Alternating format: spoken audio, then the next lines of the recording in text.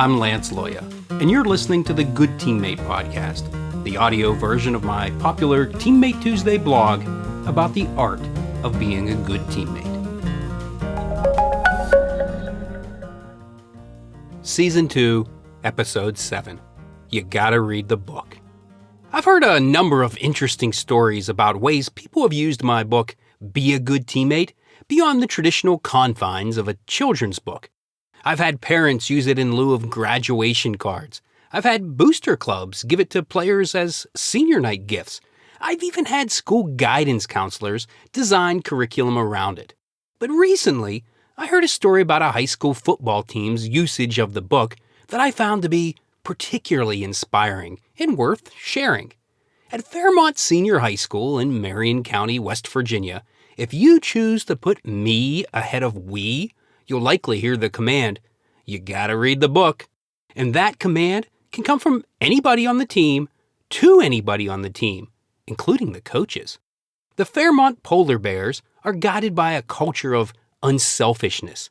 Anytime a member of the team is found to have done something selfish or to have not put the team first, that player is required to read the book in its entirety, out loud, in front of the entire team. Now, as I'm sure you've already figured out, that book is my book, Be a Good Teammate. The idea of you gotta read the book came from offensive coordinator Mark Sampson, who happened upon Be a Good Teammate while previously teaching at an elementary school.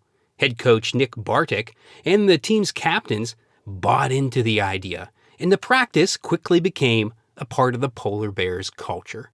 The Fairmont coaches rightfully believe selfish motives hurt the team.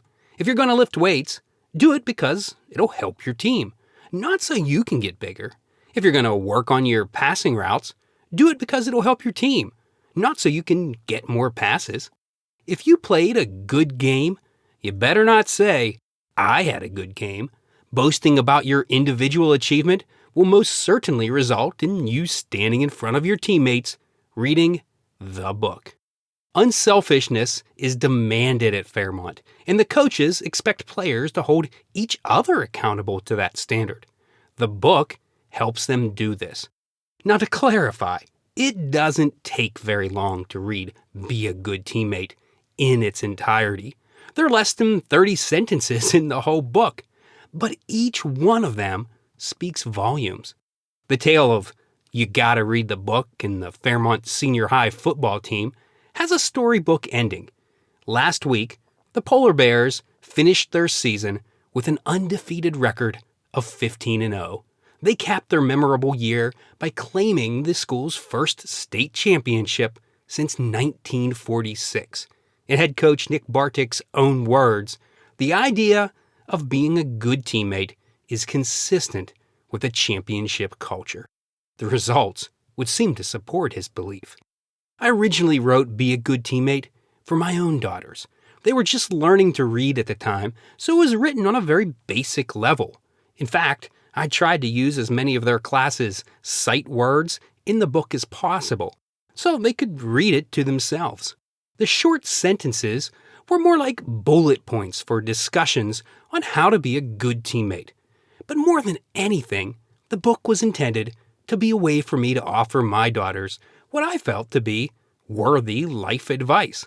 I'm glad others have found ways to use the book to give the same advice to people they care about.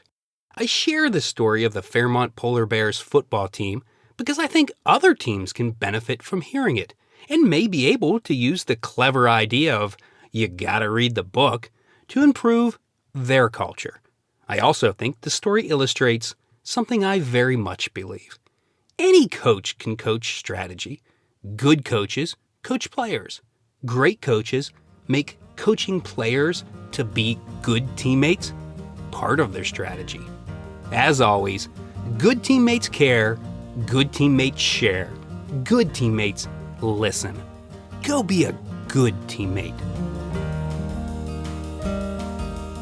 To discover more about the art of being a good teammate, visit CoachLoya.com.